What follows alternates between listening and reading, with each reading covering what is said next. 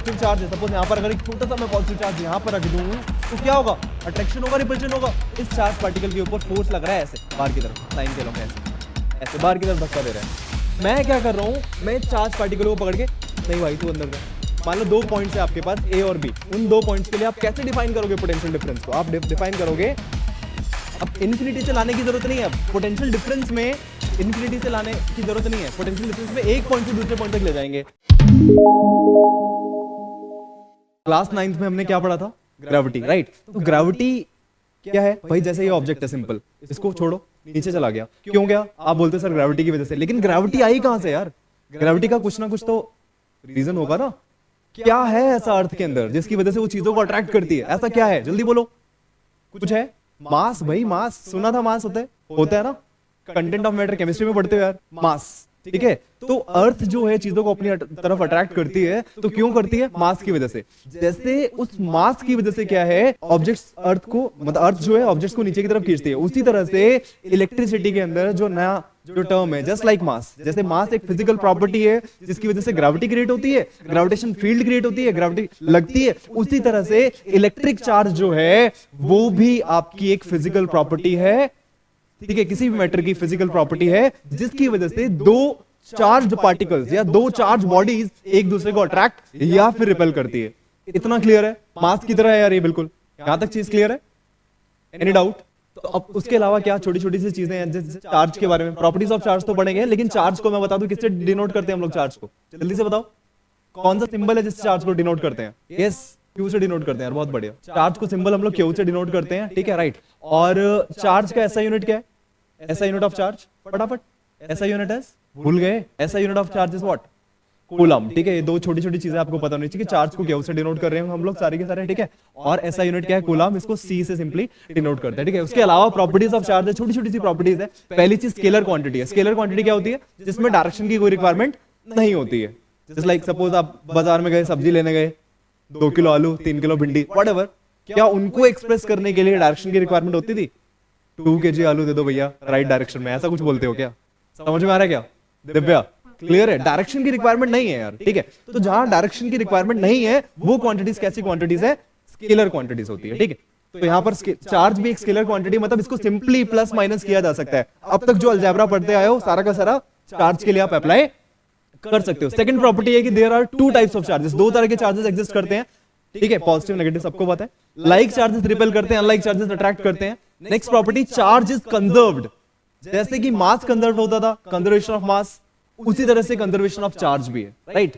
जैसे conservation of mass है उसी तरह से कंजर्वेशन ऑफ चार्ज भी है। चार्ज को आप क्रिएट या डिस्ट्रॉय नहीं कर सकते हैं, जो भी टोटल चार्ज है एक सिस्टम का वो सेम रहने वाला है, ठीक है, जितना पहले था उतना बाद में रहेगा। Like next is charge is quantized, quantized word जो है क्वांटा से आया है, क्वांटा का मतलब होता है छोटे छोटे पैकेट्स, तो जो चार्ज है उसको आप लोग छोटे छोटे पैकेट्स के फॉर्म में देख सकते हो। अभी मैं बताऊंगा क्वांटाइजेशन ऑफ चार्ज के बारे में, क्वेश्चन आता है आपका यार एनसीईआरटी के अंदर, राइट, और बोर्ड एग्जाम में भी यहां से क्वेश्चन आ सकता है क्वांटाइजेशन ऑफ चार्ज, ऑल्दो नाम नहीं बताते इतना डिटेल में, लेकिन फंडा क्या है मैं अभी आपको बताने वाला हूं। Next, charge is invariant, invariant का मतलब होता है लाइक मान लो अगर कोई भी बॉडी है उसके ऊपर 2 कूलम चार्ज है, कोई भी बॉडी है उसके ऊपर 2 कूलम चार्ज है, और बॉडी को आप फुल स्पीड से मूव कर रहे हो, तो उसका जो 2 कूलम चार्ज है उसमें कोई चेंज नहीं आने वाला, 2 कूलम जो चार्ज है वो 2 कूलम ही रहेगा। Is it clear?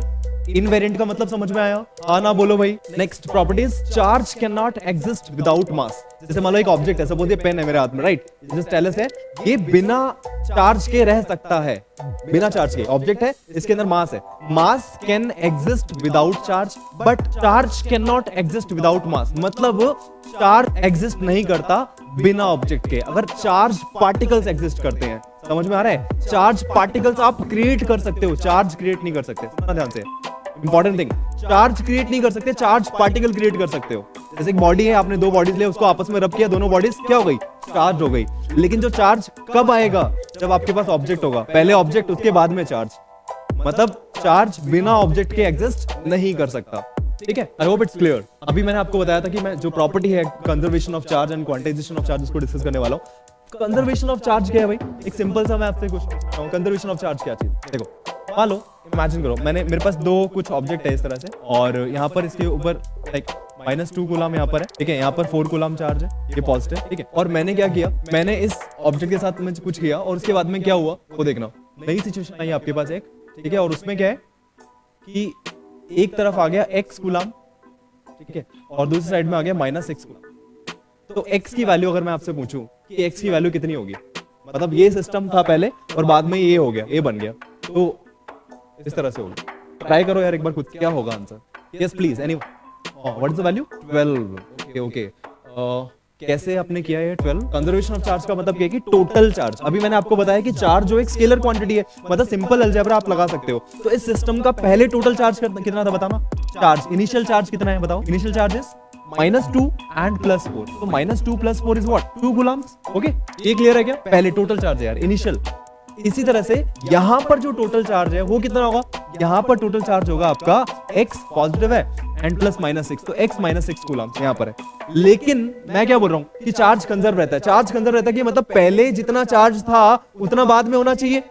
तो पहले 2 कूलम था टोटल, तो अभी भी टोटल कितना होना चाहिए यार, 2 कूलम होना चाहिए, ठीक है। तो इसका मतलब x -6 की वैल्यू कितनी होनी चाहिए, 2 कूलम। दिस इंप्लाइज x की वैल्यू कितनी आएगी, जल्दी से सॉल्व करो फटाफट, कितनी value I 8 coulomb. Conservation of charge का क्या मतलब है भाई, बड़ा सिंपल सा है, मतलब जितना चार्ज पहले था उतना बाद में रहेगा, दैट्स इट, ठीक है। So it is all about conservation of charge. Next property थी क्वांटाइजेशन ऑफ चार्ज। अभी मैंने आपको बताया कि क्वांटाइजेशन का मतलब होता है छोटे छोटे पैकेट्स के टर्म में, छोटे छोटे पैकेट्स के टर्म में। आप इमेजिन करो, सिचुएशन इमेजिन करो, घर पे आप लाइक मतलब सपोज दूध वगैरह लेकर आते हो, तो मार्केट में जो सबसे छोटा पैकेट अवेलेबल होता है दूध का, वो कितने ml होता है, कितने लीटर का होता है, कितने लीटर का होता है पता है क्या किसी को, कितना अवेलेबल होता है? नो आइडिया, क्या बात है, कभी मतलब मार्केट गए नहीं, डेयरी पे नहीं गए घर से बाहर। Let me tell you, 500 ml और ½ लीटर का पैकेट जो होता है दूध में अवेलेबल होता है मार्केट में, राइट। अब वहां पर गए आप, आधे लीटर का पैकेट अवेलेबल है यार, बस सिर्फ आधे लीटर का पैकेट अवेलेबल है, राइट। तो अगर मान लो सपोज पापा ने बोला चलो बेटा एक काम करो 2 लीटर दूध ले आओ, तो कितने पैकेट्स लेकर आओगे भाई? How many packets? 4 packet, simple सा है ना, 4 packets will be there, right. और अगर मान लो 2.5 लीटर्स लेकर आना है तो हाउ मेनी पैकेट्स? 5 पैकेट्स यार, ऑब्वियसली 5 पैकेट्स हो गए, done. And if I tell 2.2 litres लेकर आना तो कितने पैकेट्स, जल्दी से बताओ। पॉसिबल है क्या ½ लीटर के पैकेट्स के टर्म में 2.2 लीटर मिल्क ला सकते हो आप? बिल्कुल पॉसिबल नहीं है, ठीक है, क्योंकि सर अवेलेबल जो है वो मतलब ½ लीटर है, तो जितना भी लाइक अगर आपको लेकर आना दूध तो ½ लीटर का मल्टीपल होना चाहिए, मतलब 0.5 का मल्टीपल आप मुझे बोलोगे तो मैं लेकर आ जाऊंगा, right. Otherwise sir not possible. तो जैसे नंबर ऑफ पैकेट्स फ्रैक्शन में नहीं होंगे, मतलब एग्जैक्ट 4, 5, 6, 7 इस तरह से, इसी तरह से क्या है, किसी भी बॉडी के ऊपर जो चार्ज होगा वो एक बेसिक चार्ज का मल्टीपल होगा। जैसे यहां पर ½ लीटर का मल्टीपल है ना, इसी तरह से किसी भी बॉडी के ऊपर जो चार्ज होगा वो एक बेसिक चार्ज का मल्टीपल होता है, and that basic charge is E, charge on an electron. Electron के ऊपर बच्चों मैं आपको बताता हूं चार्ज होता है 1.6 × 10⁻⁻19 कूलम। ये जो चार्ज है, ये वैल्यू, ये सबसे छोटा पैकेट है यार। जैसे ½ लीटर सबसे छोटा पैकेट है, चार्ज वाला छोटा पैकेट कौन सा है भाई? ये रहा आपका सबसे छोटा पैकेट, 1.6 × 10⁻⁻19 कूलम। तो जितना भी चार्ज होगा किसी भी बॉडी के ऊपर, जितना मर्जी चार्ज हो, वो इस बेसिक चार्ज का मल्टीपल होगा। क्या ये चीज समझ में आ रही है? बेसिक चार्ज का मल्टीपल होगा, यस और नो, क्लियर? ठीक है। तो जैसे मान लो सपोज ए बॉडी से एक और सिचुएशन है, ए बॉडी से बी बॉडी के ऊपर कुछ इलेक्ट्रॉन्स का ट्रांसफर हो गया, कुछ लाइक कुछ भी हो गया। सपोज अगर मैंने 10 इलेक्ट्रॉन का ट्रांसफर कर दिया, सपोज अगर ए बॉडी से बी बॉडी के ऊपर 10 इलेक्ट्रॉन चले गए, तो इस वाली बॉडी के ऊपर जो चार्ज आएगा वो नेगेटिव होगा, पहली चीज, क्योंकि इलेक्ट्रॉन आए, नेगेटिव पार्टिकल आए, ठीक है, तो नेगेटिव चार्ज ज्यादा हो गया, तो माइनस चार्ज आएगा और होगा 10 times of the charge of electron, मतलब -10E, -10E। और इसके ऊपर कितना चार्ज होगा बताना जरा? +10E। समझ में आ रहा है? प्लस क्यों, पॉजिटिव क्यों भाई? एनीवन? उसने लूज किया है, बहुत बढ़िया यार, ये बेसिक कांसेप्ट है ना। इलेक्ट्रॉन लूज करता है तो पॉजिटिव चार्ज आता है, इलेक्ट्रॉन गेन करता है तो नेगेटिव चार्ज आता है। लेकिन जितने भी इलेक्ट्रॉन्स का लेन देन होगा ना, तो उसी के अकॉर्डिंग आएगा, मतलब जो भी आएगा। सपोज 100 इलेक्ट्रॉन का ट्रांसफर हो गया तो 100E हो जाएगा, राइट। अगर 10⁻5 इलेक्ट्रॉन का ट्रांसफर हो गया तो 10⁻5E आ जाएगा चार्ज, राइट। तो एक चीज समझ लो, जो चार्ज होगा ना, क्वांटाइजेशन ऑफ चार्ज का क्या मतलब हो गया कि किसी भी बॉडी के ऊपर जो चार्ज होगा वो n टाइम्स ऑफ E होगा, n टाइम्स ऑफ E होगा। लाइक n क्या है? What is n? कितने इलेक्ट्रॉन्स का ट्रांसफर हुआ है, what is n? Number of electron. और E की वैल्यू आपके पास है। I hope it's clear. किसी भी बॉडी के ऊपर चार्ज होगा, तो पॉजिटिव होगा, नेगेटिव होगा, वो डिसाइड कर लेना। इलेक्ट्रॉन गेन किए हैं या फिर लूज किए हैं, तो it is all about quantization of charge. यहाँ पर आपके क्वेश्चन आते हैं, ठीक है।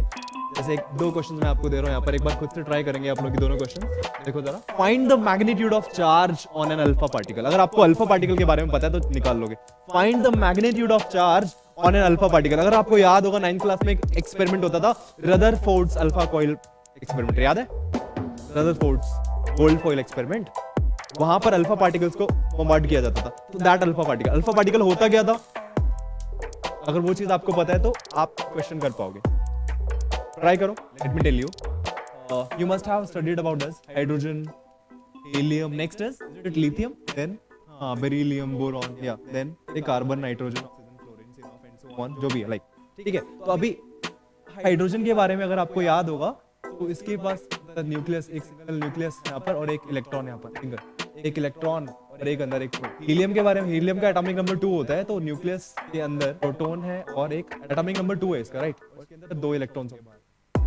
अंदर जो न्यूक्लियस है, न्यूक्लियस के अंदर 2 न्यूट्रॉन है प्लस 2 प्रोटॉन, राइट। ये जो हीलियम है जब अपने 2 इलेक्ट्रॉन्स लूज कर देता है, सुनना ध्यान से, हीलियम जो है अपने 2 इलेक्ट्रॉन लूज कर देता है, तो ये बनता है He+2, 2 इलेक्ट्रॉन्स लूज करने के बाद में, and this is known as alpha particle. Clear है? Alpha particle is helium nucleus. सिर्फ न्यूक्लियस रह जाता है, 2 इलेक्ट्रॉन होते हैं हीलियम के पास, दोनों के दोनों लूज कर देता है, अल्फा पार्टिकल बनता है। खैर, +2 मतलब इसने कितने इलेक्ट्रॉन लूज किए भाई? 2 इलेक्ट्रॉन। तो लूज करने के बाद में जो चार्ज आएगा इसके ऊपर, क्या वो पॉजिटिव चार्ज होगा, नेगेटिव होगा? जल्दी बोलो। पॉजिटिव। और पॉजिटिव होगा और कितना होगा? +2e, that is +2 times of 1.6 into 10 raised to the power -19 coulombs। तो हो गया आपका 3.2 into 10 raised to the power -19 coulomb। Very basic question है। क्या ये चीज क्लियर हुई? Any doubt? It's clear. Good. So next question is, find the number of electrons in 1 coulomb of charge। Find the number of electrons in 1 coulomb of charge। तो यहाँ पर next वाला जो क्वेश्चन है, find the number of electrons। तो you have the formula Q equals to Ne। You have to find number of electrons। N निकाला तो N क्या हो जाएगा भाई? Charge divided by E। तो N कितने में निकालना है? 1 coulomb of charge। तो Q की वैल्यू आपके पास है 1 coulomb और E की वैल्यू है बच्चों 1.6 into 10 raised to the power -19 coulomb। I hope सभी ने ये क्वेश्चन किया होगा ऑलमोस्ट। देखो कूलम से कूलम कैंसिल हो गया, 10 रेज़ टू पावर जो -19 ऊपर जाके क्या हो गई? 10 की पावर 19 डिवाइडेड बाय 1.6। इसको सॉल्व करेंगे। 10 पावर 19 को आप क्या लिख सकते हो? 10 पावर 19 को आप क्या ऐसे लिख सकते हो? देखना एक बार, 10 into 10 पावर 18। हाँ भाई कार्तिक, 10 into 10 पावर 18 लिख सकते हैं ना? पॉइंट हटा दे, 100 हो गया, 4 25, तो 25 by 4 is 6.25, 6.25 into 10 power 18 electrons. समझ में आया क्वेश्चन? ये दो बेसिक क्वेश्चंस है जो आपके एग्जाम में आ सकते हैं, ठीक है। और सेकंड वाला तो आपका एनसीईआरटी का पहला न्यूमेरिकल है जो कि इस फॉर्मूला के ऊपर बेस्ड है। I hope properties of charge में कोई डाउट नहीं है। कोई डाउट है तो बताओ मुझे जल्दी। एनीवन? तो क्वांटाइजेशन ऑफ चार्ज के बारे में हम लोग पढ़ चुके हैं। थोड़ा सा हम लोग बैक डायरेक्शन में चलते हैं, थोड़ा सा पीछे वाली क्लासेस में चलते हैं। हमने जो लाइक 9th क्लास में हमने चीजें पढ़ी हैं, 10th क्लास में जो चीजें पढ़ी हैं, थोड़ा सा रिलेटेड तो है ही चीजें, राइट? तो क्या रिलेशन है? Let's try to find out them. थोड़ा सा फील्ड फोर्सेस के बारे में हम लोग बात करेंगे आज की क्लास में, ठीक है। और ये बहुत इंपॉर्टेंट है चैप्टर इलेक्ट्रिसिटी को समझने के लिए। फील्ड फोर्सेस का एक और छोटा सा एक और नाम, नॉन कॉन्टैक्ट। तो नॉन कॉन्टैक्ट फोर्सेस तो आपने सुना ही। नॉन कॉन्टैक्ट फोर्सेस में कौन कौन से फोर्सेस आते हैं याद करो? ग्रेविटेशन आता है और इलेक्ट्रोस्टैटिक फोर्स आता है और एक और था, याद आ रहा है किसी को? ग्रेविटेशन, इलेक्ट्रोस्टैटिक फोर्स और एक और था, अरे मैग्नेटिक फोर्स, मैग्नेटिज्म। मैग्नेट भी तो ऐसे होता है। नॉन कॉन्टैक्ट फोर्सेस का क्या मतलब है? देखो अर्थ, सपोज ये अर्थ है, ठीक है। अर्थ ने क्या किया? ऐसे छोड़ो इसको जरा, छोड़ते क्या हो गया? नीचे। क्यों? ग्रेविटी। मतलब बिना ऐसा कुछ हुआ कि अर्थ में से कुछ निकल के आया, उसने इसको पकड़ा फिर खींचा, ऐसा कुछ हुआ है क्या कार्तिक? ये बताओ यार, हुआ ऐसा? नहीं हुआ है भाई, ऐसा नहीं हुआ है। तो क्या फिर क्या करना है? ऐसा नहीं हुआ है। तो मतलब अर्थ के अंदर अर्थ ने क्या किया? दूर से ही फोर्स लगा दिया, बिना उसको टच किए फोर्स लगा दिया ऐसे, है ना? So it is non contact forces. तो आप थोड़ा सा फोर्सेस के बारे में बात करें। नॉन कॉन्टैक्ट फोर्सेस में क्या होता है? एक ना इनके आसपास ना एक रीजन मेंटेन हो जाता है इस तरह से, एक स्पेस बन जाता है और इसके अंदर अंदर क्या है, वो ऑब्जेक्ट्स को अट्रैक्ट कर सकते हैं। इसके बाहर गया तो फोर्स नहीं लगेगा। जैसे मान लो अगर सपोज यहाँ पर कोई ऑब्जेक्ट है, यहाँ पर कोई ऑब्जेक्ट है जिसका मास m है, तो अर्थ उसको सेंटर की तरफ अट्रैक्ट करती है। यहाँ पर कोई ऑब्जेक्ट है तो भी अर्थ सेंटर की तरफ अट्रैक्ट कर लेगी। यहाँ पर अगर ऑब्जेक्ट होगा तो क्या अर्थ उसे सेंटर की तरफ अट्रैक्ट कर पाएगी? हाँ जी, no, because now the mass or the object is outside the gravitational field. The mass or the object is outside the gravitational field. तो gravitational field या फिर ये gravitational field क्या है? The space around the earth in which its force of attraction can be felt by another mass. तो दूसरा मास है वो इसके अट्रैक्शन को फील कर सकता है, ठीक है। उसके अंदर अगर होगा तो अर्थ उसके फट से अट्रैक्ट कर लेगी, बाहर गया तो कोई फोर्स नहीं लग रहा है। तो नॉन कॉन्टेक्ट फोर्सेस क्लियर है क्या? फील्ड फोर्स क्लियर है? क्या होता है इसमें? कॉन्टेक्ट नहीं होता बस। दिव्या क्लियर है? इसी तरह से जिस तरह से बच्चे आपका ग्रेविटेशनल फोर्स होता है, ग्रेविटेशनल फील्ड होती है, उसी तरह से आपकी इलेक्ट्रिक फील्ड भी होती है। जैसे अर्थ के अराउंड ग्रेविटेशनल फील्ड होती है, अर्थ क्या करती है? ऑब्जेक्ट्स को अट्रैक्ट कर लेती है। इसी तरह से किसी भी चार्ज पार्टिकल, जैसे मान लो सपोज ये पॉजिटिव चार्ज है, इस चार्ज पार्टिकल के आसपास एक ऐसा स्पेस होता है, एक ऐसा रीजन होता है जिसमें ये बॉडीज को अट्रैक्ट कर लेता है, राइट। अगर मान लो या रिपेल भी कर सकता है, डिपेंड करता है। अगर मान लो पॉजिटिव चार्ज है, सपोज यहाँ पर अगर एक छोटा सा मैं पॉजिटिव चार्ज यहाँ पर रख दूं तो क्या होगा? अट्रैक्शन होगा, रिपल्शन होगा? रिपेल करेगा, राइट। और रिपल्शन की जो डायरेक्शन होगी वो कुछ ऐसे होगी, बाहर की तरफ फोर्स लगाएगा। और मान लो अगर वही चार्ज पार्टिकल बच्चे अगर मैं यहाँ रख दूं तो कुछ नहीं करेगा यार, because this charge particle is outside the field. समझ में आ रहा है? ये फील्ड के बाहर है। ये वाला जो डॉटेड जो मैंने एरिया बना दिया, ये आपकी क्या है? इलेक्ट्रिक फील्ड है। समझ में आ रहा है? It is your electric field. और इलेक्ट्रिक फील्ड के अंदर जब तक रहेगा तब तक फोर्स ऑफ अट्रैक्शन या रिपल्शन आप फील कर सकते हो, ठीक है। थोड़ा सा एक कंसेप्ट बताता हूं मैं आपको। कभी भी जैसे मान लो ये फोर्स है, इधर लग रहा है, बाहर की तरफ लग रहा है, ठीक है। और अर्थ का जो फोर्स लगता था वो कैसे लगता था? नीचे की तरफ। तो फिर तो अट्रैक्शन और रिपल्शन, अट्रैक्शन हमें समझ में आ गया कि फोर्स लगता है। अब सुनो, एक छोटा सा कंसेप्ट हम लोग और पढ़ते थे, पोटेंशियल एनर्जी का कंसेप्ट, अगर आपको याद है थोड़ा सा। ग्रेविटेशनल पोटेंशियल एनर्जी का फॉर्मूला बता दो यार कोई भी। ग्रेविटेशनल पोटेंशियल एनर्जी का फॉर्मूला क्या था? mgh। याद आ रहा है? mgh कभी पढ़ा था? हाँ जी। कैसे डेरिवेशन करते थे उसकी? याद आया कुछ याद है तो बताओ यार जरा फटाफट। हम लोग क्या करते थे, जैसे मान लो कोई भी ऑब्जेक्ट होता था, सपोज ये ऑब्जेक्ट है, ठीक है, इट्स एन ऑब्जेक्ट और इसका मास है कुछ m मास है। हम लोग क्या करते थे, ये लाइक अर्थ यहाँ पर है, तो हम लोग ऑब्जेक्ट को ना ऐसे ले जाते थे, ऐसे ऊपर की तरफ। और इस प्रोसेस में हम लोगों को वर्क डन करना पड़ता था। क्यों वर्क डन करना पड़ता था? क्योंकि अर्थ किधर खींच रही है? नीचे की तरफ। और हम लोग इसको किधर ले जा रहे हैं? ऊपर की तरफ। अर्थ जो है इसको नीचे की तरफ ले जाना चाह रही है और हम लोग इस ऑब्जेक्ट को ऊपर की तरफ ले जाना चाह रहे हैं, ऐसे ऐसे धीरे धीरे। और जब हो क्या रहे, अर्थ के फोर्स के अगेंस्ट या अगेंस्ट द ग्रेविटी जब हम लोग जाते हैं तो हमें फोर्स लगाना पड़ेगा। और हम लोग वर्क डन करते थे। और जो हम लोग वर्क डन करते थे बच्चों, वो सिस्टम की पोटेंशियल एनर्जी में स्टोर हो जाता था। तो हम लोग बोलते थे अच्छा, वर्क डन का जो फॉर्मूला लगाते थे हम लोग, work done is force into displacement, तो हमारा फॉर्मूला आता था mgh। क्या ये चीज समझ में आ रही है कि जब भी हम कभी भी अगर हम लोग अर्थ के अगेंस्ट जाएंगे तो हमें वर्क डन करना पड़ेगा? इतना क्लियर है क्या? अर्थ के अगेंस्ट क्लियर। अर्थ के अगेंस्ट जब भी जाएंगे तो हमें वर्क डन करना पड़ेगा, ठीक है। और जो भी जैसे मान लो सपोज यहां पर m मास था, उसको मैं सरफेस से उठा के h हाइट के ऊपर ले गया, h हाइट के ऊपर ले गया, तो इसके अंदर जो है पोटेंशियल एनर्जी आ जाती थी। और पोटेंशियल एनर्जी का खैर हमें फॉर्मूला भी याद है अच्छे से, mgh। बट कॉन्सेप्ट क्या है उसको समझो बस।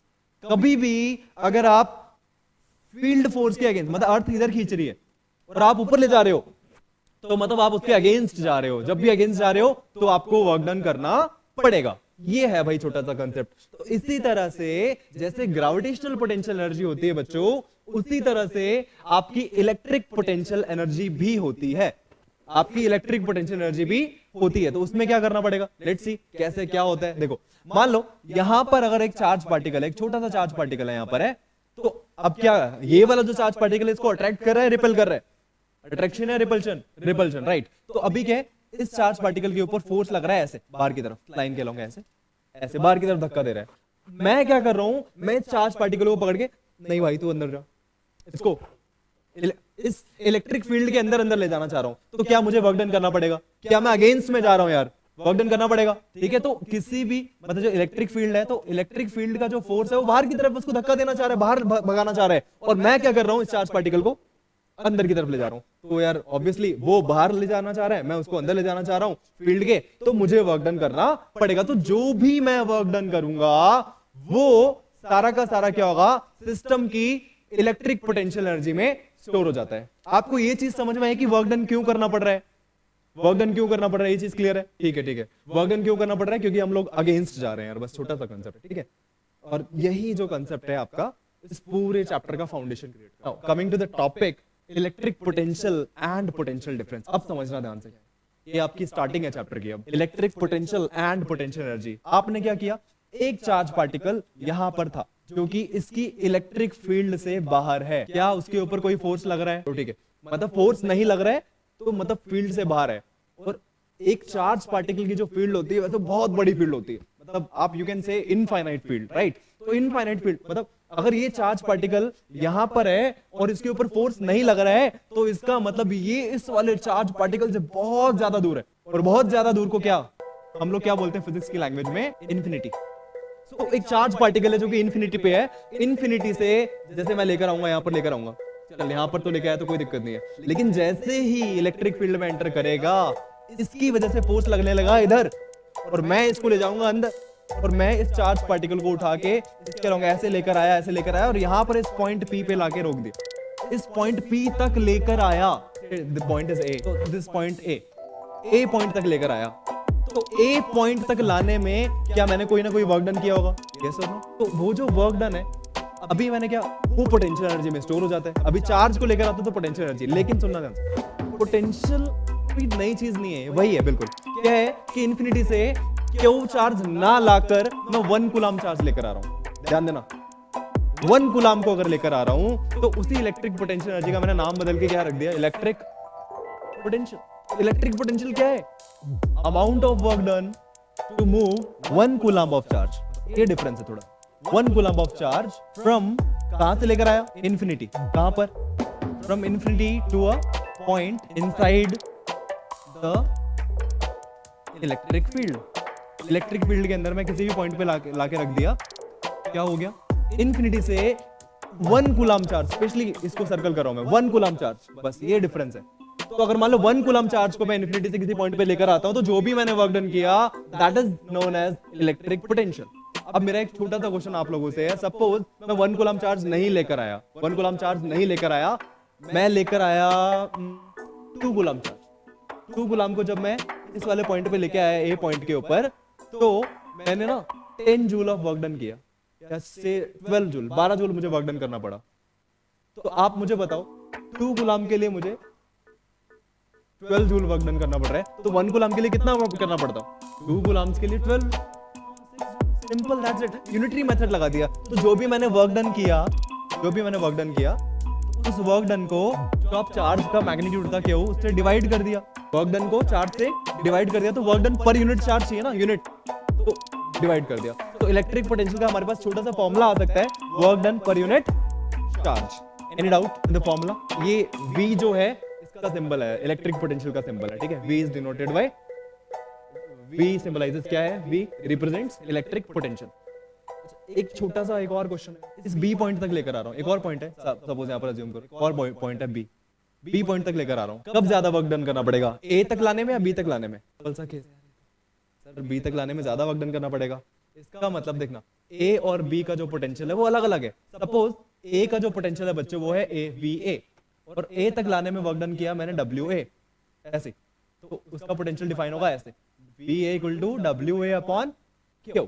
इसी तरह से B तक लाने में मान लो मैंने वर्क डन किया WB, सिंबल्स लिख रहा हूं, पर यूनिट चार्ज, ये आ गया फॉर्मूला, पोटेंशियल B का, ये A का, और ये B, से A का और B का लिख लिया। तो B तक लाने में ज्यादा वर्क डन भी किया, इसका मतलब जो B का पोटेंशियल है वो ज्यादा हो गया इससे, है ना, ज्यादा हो गया ना यार, क्योंकि B तक ला रहा हूं तो ज्यादा वर्क डन करना पड़े।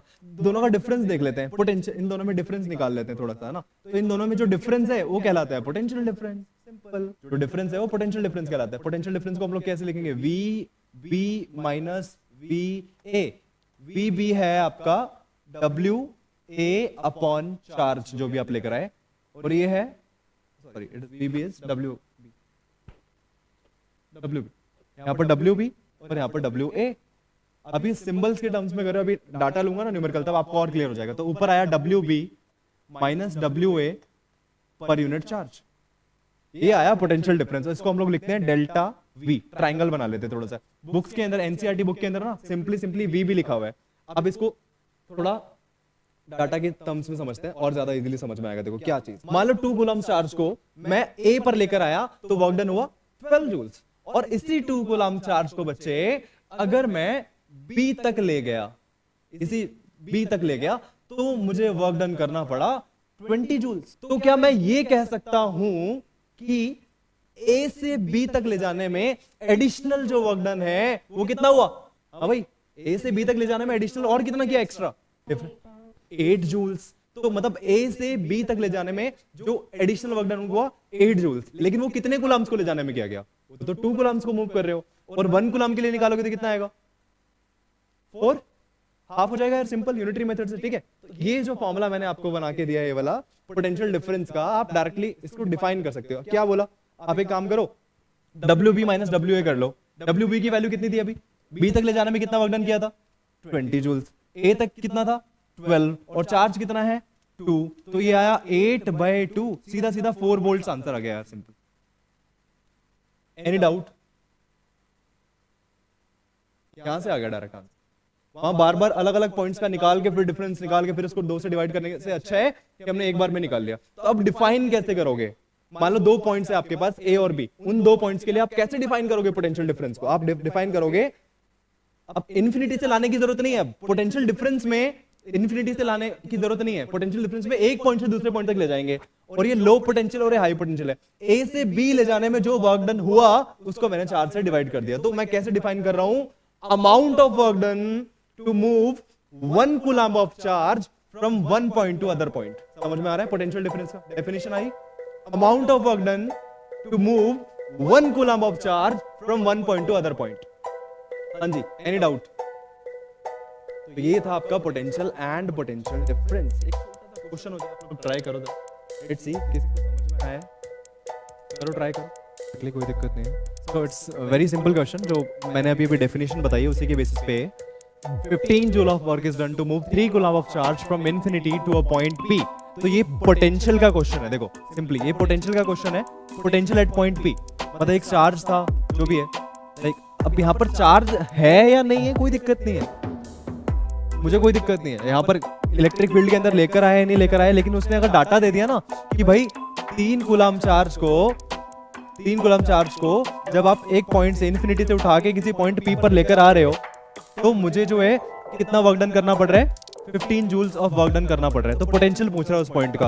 अब उस पॉइंट के आसपास चार्ज है या नहीं है वो अपने आप डिफाइंड है, क्योंकि अगर वर्क डन करना पड़ रहा है तो यार ऑब्वियसली आसपास चार्ज पार्टिकल्स होंगे जो इसके साथ इंटरैक्ट कर रहे होंगे, इसको रिपेल कर रहे हैं, कुछ इसको अट्रैक्ट कर रहे हैं, कुछ भी हो। समझ में आ रहा है क्या?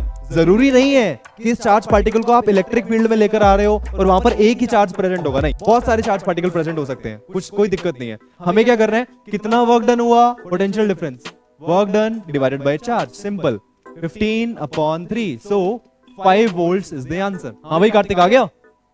5 volts दिया। One more question, give it a try, take your time। Kartik and Ayushi, पिछले क्वेश्चन में डाउट तो नहीं है? अंतर आया? टफ क्वेश्चन है क्या? देखो जरा एक बार, ट्राई करते हैं। 2 points P and Q are maintained at potential of 10 volts and -4 volts। तो एक का हाई पोटेंशियल है, एक का लो पोटेंशियल है। तो पहले तो ये देख, ये पॉइंट P लिख लिया, P पॉइंट 10 volts पे है, और एक और पॉइंट है Q पॉइंट है वो -4 वोल्ट्स पे है। They are maintained. कैसे मेंटेन किया कोई दिक्कत नहीं है, बैटरी लगा दी होगी, ठीक है। वैसे मतलब सर्किट्स के अंदर हम लोग बैटरी लगा के फिर बैटरी से मेंटेन करते हैं। इलेक्ट्रिक सर्किट जो घरों में हम लोग यूज करते हैं, वहां पर पोटेंशियल डिफरेंस कैसे मेंटेन किया जा सकता है? बैटरी की हेल्प से या फिर सेल की हेल्प से, सेल या फिर बैटरी। तो पॉइंट P पे इतना वोल्टेज है, लाइक 10 वोल्ट्स है, और यहाँ पर -4 वोल्ट्स है। तो 5 कूलम को Q2P, देखो Q2P स्पेशली बोल रहा हूँ, यहां से इधर ले जाना है, ऐसे 5 कूलम को इस डायरेक्शन में ले जाना है इधर। 5 कूलम को जब आप ऐसे ले जाओगे तो ही वर्क डन करना पड़ेगा। क्यों? देखो ये क्या है, अगर मान लो 5 कूलम को यहाँ पर छोड़ दोगे तो ये 5 कूलम लिखा है तो ये पॉजिटिव हो गया, तो ये नेगेटिव वाला वैसे ही अट्रैक्ट कर लेगा। समझ में आ रहा है? ये 5 कूलम को उधर वैसे ही अट्रैक्ट कर लेगा, लेकिन आप इसको इधर ले जाओगे, अगेंस्ट में जाओगे, तो आपको वर्क डन करना पड़ेगा। इतना कंसेप्ट समझ में आ रहा है? Q2P क्यों बोला उसने? हाँ भाई दिया, Q2P में वर्क डन क्यों करना पड़ रहा है? ऐसे ले जाएंगे, अगेंस्ट जाएंगे तब। खैर पोटेंशियल डिफरेंस देख लेते हैं यार फटाफट जल्दी से। पोटेंशियल डिफरेंस आप लोग देखो कितना पोटेंशियल डिफरेंस है दोनों में, कैसे निकालेंगे? डेफिनेशन के अकॉर्डिंग, चलो ठीक है, फाइंड द वर्क डन। तो potential difference delta we, formula work done per unit charge, लेकिन वो अलग अलग होता था, ठीक है। ये वर्क डन कौन सा है? Q2P में कितना वर्क डन निकालना है, तो वर्क डन का क्या फॉर्मूला हो जाएगा? Potential difference delta we into charge. Potential difference दोनों में कितना, जल्दी बताना। 10 और -4 में कितना है डिफरेंस? 6। अरे भाई 6 कैसे डिफरेंस हो गया, क्या हो गया? 10 माइनस -4 कितना हुआ? हाँ समझ में आ रहा है सबको? नहीं आया? हाँ, डिफरेंस कैसे निकालते हैं? बड़े में से छोटे को माइनस करते हैं, तो ऐसे थोड़ी कि सिंपल ऐड कर दिया आपने, तो 10 minus -4, so it will be what? 10 plus 4 ना, माइनस माइनस प्लस, तो 14 वोल्ट्स का डिफरेंस है। तो potential difference is 14 and charge is 5, 14 into 5, 70 joules is the answer, ठीक है। मैक्सिमम इस तरह का क्वेश्चन आपके एग्जाम में, बोर्ड एग्जाम में पूछा जा सकता है, इससे टफ आएगा ही नहीं पोटेंशियल डिफरेंस के कंसेप्ट पे। एनी डाउट, कोई कहीं दिक्कत? हाँ जी, हाँ ना तो बोल दिया करो यार, ठीक है। पोटेंशियल डिफरेंस आपको समझ में आ गया? पोटेंशियल डिफरेंस आपको समझ में आया कि सर जितना ये वाला पॉइंट ए है, ये वाला पॉइंट बी है, तो ए पॉइंट और बी पॉइंट, कौन से वाले पॉइंट का पोटेंशियल ज्यादा था बताना एक बार?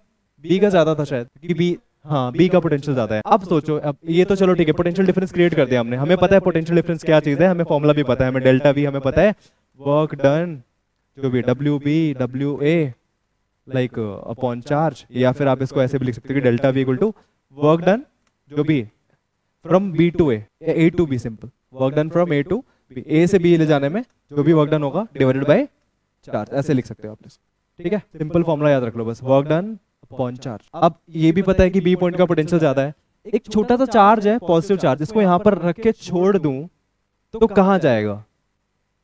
बी टू ए या ए टू बी? हाँ जी, बी टू ए। देखो क्यों सर, रिपल्शन होगा, वो तो हमें पता है, बेसिक लॉजिक तो हमें पता है, लेकिन अब हम लोग इस चीज को ना पोटेंशियल के टर्म्स में पढ़ने वाले हैं। पोटेंशियल के टर्म्स में हम लोग जब बात करेंगे तो हम लोग बोलेंगे कि ये ना हाई पोटेंशियल वाले पॉइंट से लो पोटेंशियल वाले पॉइंट की तरफ फ्लो होगा। क्यों होगा? क्योंकि दोनों पॉइंट्स में पोटेंशियल डिफरेंस है, पोटेंशियल डिफरेंस जरूरी है, ठीक है, राइट। रिपल्शन होगा। मान लो अगर यही वाला चार्ज यहां पर पहुंच जाए इन्फिनिटी में, अब बताओ अब मूव करेगा वो? जल्दी बोलो। नहीं मूव करेगा, क्योंकि पोटेंशियल डिफरेंस ही नहीं है। तो पोटेंशियल डिफरेंस ना बहुत जरूरी चीज है चार्ज की मूवमेंट के लिए। तो अभी मुझे एक चीज समझ में आई कि अगर मान लो चार्ज पार्टिकल हाई पोटेंशियल पे है, उसको छोड़ दिया जाए तो लो पोटेंशियल की तरफ आएगा धीरे धीरे, ठीक है। तो लो पोटेंशियल की तरफ धीरे धीरे आएगा कोई भी charge particle. Is it clear? तो क्या चीज आपने सीखी? फ्लो ऑफ चार्ज में आप क्या लिखोगे, क्या बोल सकते हो? फ्लो ऑफ चार्ज कैसे होता है भाई? हाई टू, और कौन सा वाला चार्ज? Positive charge. ऐसे अगर मान लो यहां पर नेगेटिव चार्ज लेते तो अपने आप कहां जाता? ए टू बी या बी टू ए, है ना, ए टू बी, मतलब हाँ बिल्कुल बिल्कुल। नेगेटिव चार्ज के लिए उल्टा कर दो, बस रिवर्स कर दो, वो लो टू हाई फ्लो होगा। मतलब अब तक हमने जितना भी सारा फंडा पढ़ा है, लाइक जितने भी कंसेप्ट्स मैंने आपको आज सिखाए हैं, वो सारे के सारे पॉजिटिव चार्जेस को लेकर किए हैं। बिकॉज रीजन बीइंग कि जब इलेक्ट्रिसिटी वगैरह जो भी है हम लोग पढ़ रहे थे स्टार्टिंग में, जब ये कंसेप्ट बनाए गए तो एट दैट टाइम इलेक्ट्रॉन की डिस्कवरी नहीं हुई थी, नेगेटिव चार्ज की डिस्कवरी ही नहीं हुई थी। सारे के सारे जो कंसेप्ट हम लोग पॉजिटिव चार्ज से रिलेटेड हम लोग पढ़ेंगे सारे के सारे, ठीक है। तो यहाँ पर क्या है कि एक चीज हमें समझ में आई कि पोटेंशियल डिफरेंस वो डिफरेंस है जिसकी वजह से चार्ज फ्लो करता है, राइट। और ये पोटेंशियल डिफरेंस किसी भी इलेक्ट्रिक सर्किट के अंदर हम लोग कैसे मेंटेन करते हैं? एक बैटरी की वजह से या फिर एक सेल की वजह से। इलेक्ट्रिक सर्किट क्या होता है मैं अभी आपको बताता हूँ, लेकिन सुन लो पहले, उससे पहले एक बैटरी लगा दो, ऐसे एक पॉजिटिव टर्मिनल एक नेगेटिव टर्मिनल, सपोज जो भी इसकी वोल्टेज है V, आपने दो पॉइंट्स को, ये वाला पॉइंट और ये वाला पॉइंट, जैसे आपने मेंटेन कर दिया और यहाँ पर एक स्विच लगा दिया, स्विच को ऑन कर दिया। जैसे आप स्विच ऑन करते हो तो आप बोलते हो कि सर करंट ऐसे फ्लो कर रहा है, ऐसे करंट ऐसे फ्लो करता है इस डायरेक्शन में, ऐसे, ठीक है। आई करंट जो है वो यहाँ से ऐसे फ्लो करेगा। तो करंट का जो रास्ता है जहां से करंट होके फ्लो कर रहा है, that is known as electric circuit. पहली चीज, बीच में ब्रेक नहीं होना चाहिए। तो what is electric circuit? A continuous and closed path for charges, ठीक है, to flow। मतलब ऐसा एक कंटिन्यूस और क्लोज पाथ जहां से चार्जेस फ्लो कर सकते हैं, तो हमने उसको क्या बोला? इलेक्ट्रिक सर्किट बोला। वो जो चार्ज जब फ्लो करता है बच्चों, जब चार्ज फ्लो करता है तो उसी को हम लोग नाम देते हैं इलेक्ट्रिक करंट। अच्छा एक चीज समझ में नहीं आई, एक क्वेश्चन है मेरा आप लोगों से, ये वाला ए पॉइंट है, ये वाला बी पॉइंट है, इन दोनों के बीच में मैंने बैटरी लगा दी, मतलब मैंने क्या किया, एक पोटेंशियल, एक पॉइंट को ज्यादा हाई वोल्टेज पे मेंटेन करके रख दिया और एक वाले को लो पे मेंटेन करके रख दिया। एक जो पॉइंट है बी लो पोटेंशियल है और ये हाई पोटेंशियल है, तो इलेक्ट्रिक करंट ऐसे फ्लो होगा क्या? चार्ज जो है ऐसे फ्लो होंगे अगर पॉजिटिव चार्ज होगा तो, हाई टू लो, है ना? सुनो, लेकिन एक्चुअली में क्या होता है, एक्चुअली में ना पॉजिटिव चार्ज मूव ही नहीं करता है। कौन मूव करता है पता है आपको? नेगेटिव चार्ज, इलेक्ट्रॉन्स मूव करते हैं। तो अगर इलेक्ट्रॉन्स मूव करेंगे तो कैसे मूव करेंगे? उल्टा, ऐसे। तो हाँ, तो आपसे अगर क्वेश्चन पूछा जाए, ये वाला जो करंट है, ये वाला जो ऐसे फ्लो कर रहा है, it is conventional current, it is conventional current, ठीक है? तो ध्यान रखना, कन्वेंशनल करंट जो है कहां से कहां फ्लो करता है भाई? पॉजिटिव टू नेगेटिव टर्मिनल, ठीक है? आज का एक लास्ट छोटा सा आपका कंसेप्ट है बस, यही है इलेक्ट्रिक करंट, जिसके बारे में बता चुका हूं मैं आपको, ठीक है? इलेक्ट्रिक करंट क्या चीज है भाई? जब चार्ज फ्लो करता है तो हम लोग बोलते हैं इलेक्ट्रिक करंट फ्लो कर रहा है। एक पॉइंट ए था, दूसरा वाला पॉइंट बी है, यहां पर ऐसे चार्ज फ्लो कर रहा है, क्यू चार्ज फ्लो कर रहा है। सपोज क्यू जो चार्ज है फ्लो कर रहा है तो टाइम लग रहा है इसको टी, मतलब टी सेकंड्स में क्यू चार्ज फ्लो कर रहा है। या फिर ऐसे इमेजिन करो कि जो 5 कूलम चार्ज है वो 2 सेकंड में फ्लो करता है, तो भाई 1 सेकंड में कितना करेगा? कार्तिक आप बताओ, 1 सेकंड में कितना करेगा? If 2 coulombs of charge, if 5 coulomb of charge flows in 2 seconds, then how much charge will flow in 1 second? 2.5. It's 2.5, right? So 2.5 coulombs per second, right? तो 2.5 कूलम पर सेकंड ये जो चीज है निकल के आई है, ये क्या है भाई? आपका इलेक्ट्रिक करंट। और कूलम पर सेकंड को हम लोग एम्पियर बोलते हैं, 2.5 एम्पियर, ठीक है? ए से डिनोट करते हैं, 2.5 ampere is the current. So what is electric current? It is the amount of charge that flows per unit time, amount of charge which flows per unit time, ठीक है? तो 1 सेकंड के अंदर कितना चार्ज फ्लो कर रहा है वो निकालना है। इसको और कैसे आप डिफाइन कर सकते हो? Rate of flow of charge, rate of flow of charge, मतलब आपको पोटेंशियल डिफरेंस से ये चीज तो समझ में आ गई कि चार्ज फ्लो करेगा कितनी जल्दी जल्दी करेगा, फटाफट फटाफट। अगर फास्ट फ्लो हो रहा है तो इसका मतलब इलेक्ट्रिक करंट ज्यादा है, धीरे धीरे फ्लो हो रहा है तो इसका मतलब करंट कम है। और ये जो इलेक्ट्रिक करंट है ये डिपेंड करता है कि आपने इन 2 पॉइंट्स के बीच में कितना पोटेंशियल डिफरेंस क्रिएट करके रखा हुआ है। अगर आप ज्यादा पोटेंशियल डिफरेंस क्रिएट करके रखोगे तो ज्यादा करंट फ्लो करेगा, कम पोटेंशियल डिफरेंस होगा तो कम करंट फ्लो होगा। मतलब क्या है? अगर ज्यादा पोटेंशियल डिफरेंस हुआ तो चार्जेस फटाफट फ्लो करेंगे, मतलब फोर्स ज्यादा लगेगा ना यार। और अगर कम पोटेंशियल डिफरेंस होगा तो धीरे धीरे फ्लो करेंगे। Is it clear? Rate of flow of charges called electric current.